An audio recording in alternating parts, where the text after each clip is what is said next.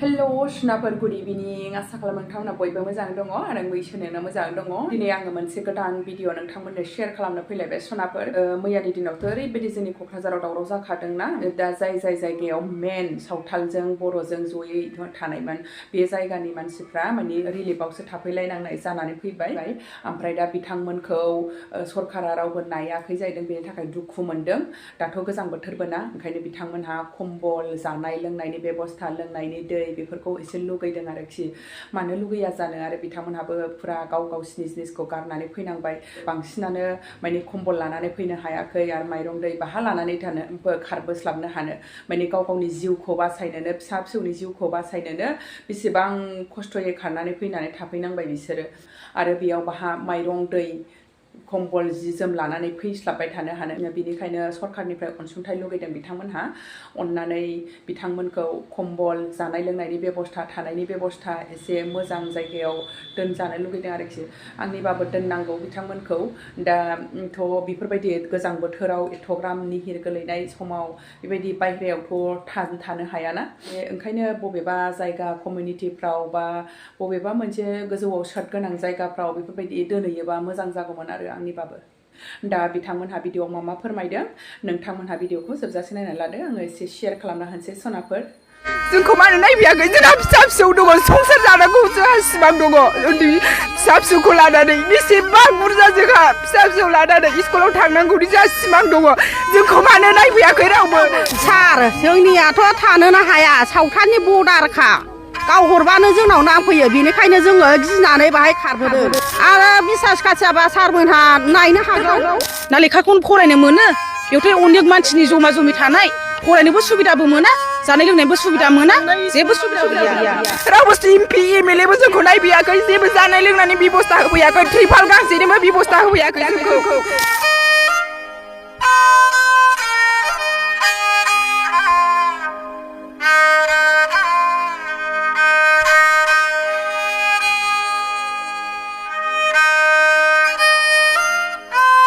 गुबुन गुबुन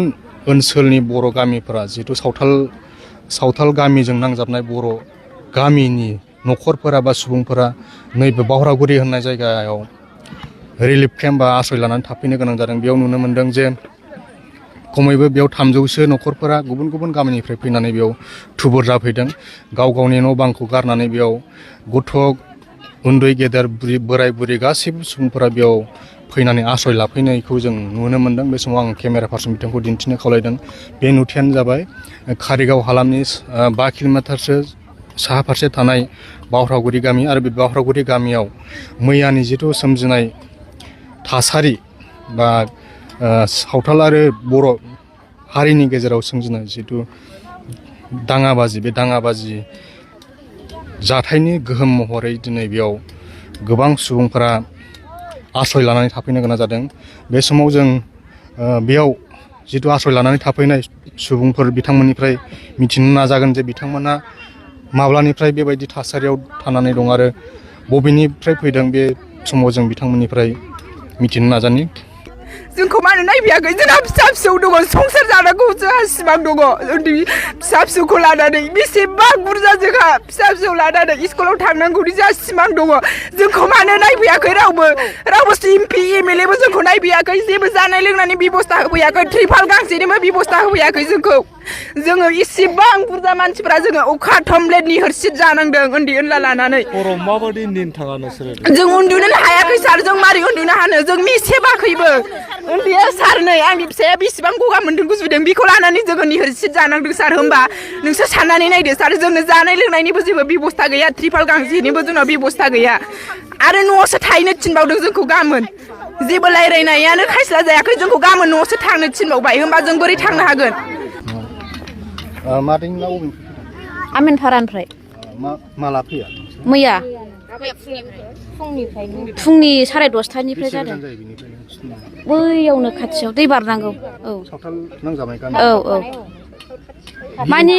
गारि थांनानै ओरै फासयबाथाय गावसोरबो ओरै दावगाबोय जाहैबाय दाबो मोखां दङ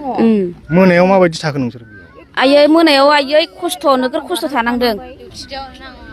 हौवाफ्राबो खुवाजोंबो बबे गामिनि दं बेयाव साबि मोनसे न'खरनि दङ निस्राफारा आमिनफारा गासै 10था गामि गथ' गथाय गासिबो लानानै फैदों औ ओमफ्राय जानायनिफ्रा बेबस्थाया जानायनिया खुनुरुखुम खस्थ' मस्थ' बेयाव संनानै जादों औ खुनुरुखुम ओमफ्राय न'फ्राव जे मोसौ मोसा बारि बागान दङ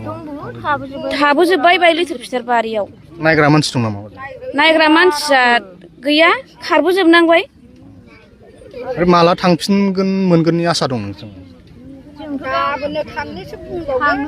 आं मोनथिया खस्थ'आथ' जोङो मैयानिफ्रायनो थाफैदों आरो थाफैनायालाय दा हनै दिनै मोनायावबो जोङो ओरैनो माबानाय थानाय जाबाय जोङो उन्दै उनला लानानै गासिबो गथ' गथाय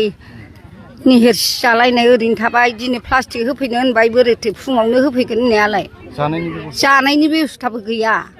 बेयाव पुलिसफोर बहाय दंफैयोमोन दंनाया होमबाबो फैयाखै मालाय साहाल' थांबाय थायो न'आव थांफिननो गिदों नामा नोंसोर दा गियाबा जोंना हनै मेनानो बे खाथिथारबा गिनाय मोनोना गिनाय मोनो थांबाथाय मोनायावबाथाय न'खराव मा ओरैनो दङ ओरैनो दङ मोसौ मोसा माइ दै अमा दै गासिबो गैयिफ्रा मालाय हनै फिसा फिसौ लानानै खारबो बायह्रा खामानि मावनानै जानाया जोंहा माजों जानानै थानो दा न'आव सावनाय जादों नामा बे नोंसिनिथिं जोंनिथिं ओरै सावाखैबो हादानाव सावदों एखे सावथाल खाथिथाराव गावलायलायनाय जाबाय बावनो गावलायलायनाय जादों आरो बेहायथ' मैया 2थानिफ्रायनो दं ओमफ्राय माबायदि थाखो नोंसोर मोनायाव माबायदि सम बारो बेहायथ' नै दख'नासो सोंनानै दङ दा ओरैनो हिरनांजोब्बाय आरो जि जोमाबो हनै गैया गगा मोनबाय उन्दैफ्रा रेसननिबो दाबो बेबस्था गैया सरखारनिफ्राय दा बेखौनो बेबस्था लुबैदों आरो सरखारनिफ्राय रेसनफोरखौ बेसेबांसो न'खर जागोन बेयाव बबे गामिनिफ्राय बेहायथ' 10था न'खर दङ 10था गामि ओमफ्राय नोंथांमोननि गामिया सावथालफोरजों नांजाबनाय सार जोंनिया नांजाबथारनायथार एखेबारे मैयाबो एसे होसोलायनाय जादों आरो न' सावलायनाय जायासै माने बिसोर बे हादानसिं अदाल लंकापाराथिं सावदों जोंना आमिनफारा औ बे आमिनफारा मैया फैदों बेयाव मैया फैदों जों मारै थाखो नोंसोरो थानायाथ' जों बिराद हालोदा जोंना गाज्रि जानाय थिग गैया उन्दुनाय थिग गैया ओरै रेसनबो गैया उन्दुनायबो गैया जों उन्दै लानानै गासिबो जों बिदिनो थादों गासिबो दख'ना गाननानै जों बिदिनो ओरैनो खना थादों ओरै नांजाबनाय जोंना औ एखे खाथि जोंना सावथालानो बर्डार जाखायो जोंनिजों नांजाबखानाय इटासखा न' बां गारनानै जों फिसा फिसौ लानानै जों फरायनायखौबाबो फिसाफोरखौ लानानै फैफानाय जाबाय दा न'फ्राव ओरैनो मोसौ मोसा बिदि दंजोबो गासिबो आलाय सिलाय दंजोबो दा नोंसोर थांनो मोनाखै नायनो मोनाखै जोंथ' गैया थांनो हाया जों थांबानो बिसोर फैयो ओरैहायनो जोंनि माबाफ्रा गार्जेनफ्रा थांसं फैस्रं आरो ओरै पुलिसफोर थाङोबा थाङो एसे नायलाबाय डिउटि खालायहैयो बेबायदि बेबस्था आरो दाथ' जानायानो जेबो थिग गैया जों उन्दुनाय थिग गैया जेबो थिग गैया गासिबो फिसा फिसौ फरायनायलाय फिथिंजोब न'आव थांफिननो गियो नामा दाथ' जों गिनांगौआनो जों बेंग्रायानो गैया जोंखौ दा बेंग्रा दोनोबासो जों थाहैनो हागोन आरो जों दा ओरै गथ'फोरबो जों स्कुल थांनो हाया लामाबो गोजान हान्थिनोबो नङाबाथ' जों थानो हाया मा खावलायगोन सरकार जिहेतु जोंना बिटिसि सरकार दं आरो जोंनि ओनसोलाव एमएलए मिनिस्टारफोर दङ बिसोरथ' जोंखौ दा नायफैनांगौ हेल्प खालायफैनांगौ दा फिसा फिसौ फरायनाय मानाय बेफोरखौबो बेबस्था खालायफैनांगौ हालोदा मा रोखोम बेफोरखौबो नायफैनांगौ आरो ओरै थानाय माबाफोरखौबो होफैनांगोन सरकार हिसाबैथ' जोंखौ नायनांगोन दा बेनिखायनो जोङो दा सरकारखौ खावलायदों जोंनो एसेब्लाबो जोंनो प्लास्टिक अनसुंथाइ जों लुगैदों जानायनि आरो कम्बल सोरबा एसेबो बुस्थुखौनो जों लाना खानो हाखायाखै जों दा बेनिखायनो जों एसे एनै सरकारनि थाखाय जोङो अनसुंथाइ जोंनो मोननो लुगैदों जों न'आव जाखिनि जों दा न'आव एसे एनै दङ जों बेयावबो थांनो हाखाया उसुंसेखा जोङो गाव हरबानो नांलायखायो आरो जाखादोंबो मैया बे जाथाया गावलायनायाबो जादों ओमफ्राय जोङो बेयाव फिसा फिसौखौ लानानै जोङो एसे एनै जों गांसे गांनै दख'ना लानानै खारदों बेजोंनो जोङो खोंनानै थादों आरो जों गोजांनाय जोङो कम्बलखौथ' जों हालुं मिलुं जों लाना खारनो हायाखै जों गांसे गांनै जों जा दख'ना लानानै खारदों जों बेखौ खोंबाय आरो जों फिसाफोरनो फिनबाय जोंथ' जानाय उन्दुनाय जोंनाव नेनबो गैखाया जों मेसेमनोबो मोनखायाखै दा सानाव जानायनि बेबस्थाखौ मारै खालामदों सानाव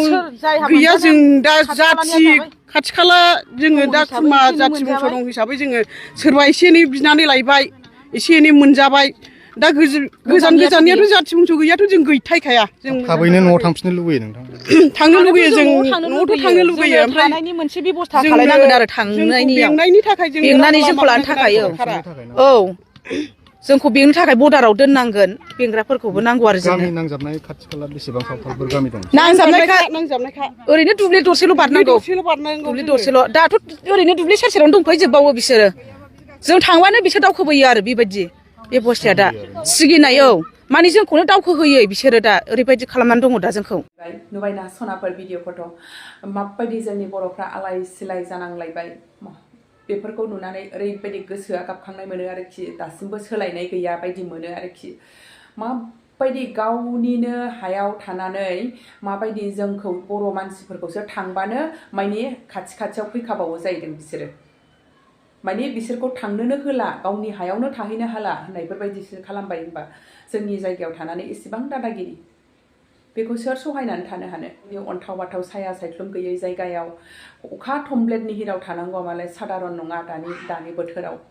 ओरैबायदि दुखु नांथाव सनाफोर बिनिखायनो आंबो सरखारनिसिम गुरैयै बेखौनो खावलायहरो बिथांमोननि थानाय जानायनि थाखाय थाबैनो बेबस्था खालामनानै होथों आरो बिथांमोनखौ सिकिउरिटि होनानै न'आव मोजां थानो हानायसिम खालामनानै होथों थाबैनो मानोना गथ'फोरनि एग्जामबो फैगासिनो दङ दा नै मेट्रिक एग्जामबो फैगासिनो दङ पिअ फाइनाल एग्जामबो फैगासिनो दङ फरायनाया बिराद नुकसान जागोन ना नङाबा ओंखायनो सिकिउरिटिफोर हरनानै बिथांमोनखौ थाबैनो न'आव दोनहैयोबा साबसिन जागौमोन आरोखि बेखिनि भिडिअखौनो नोंथांमोननो एसे शेयार खालामना होबाय आङो आरो सरखारनिसिमबो एसे खावलायहरनाय थाबाय मानोना आङो बे भिडिअखौ नुनानै ओरैबायदि दुखु मोनदों सरखारनिफ्रायबो रावबो मानसि गिदिरफोर नायाखै होननाय खोनानानै आंनि गोसोआ दुखु मोननाय मोनदों आरो बिदिब्ला एसेनोसै बाय बाय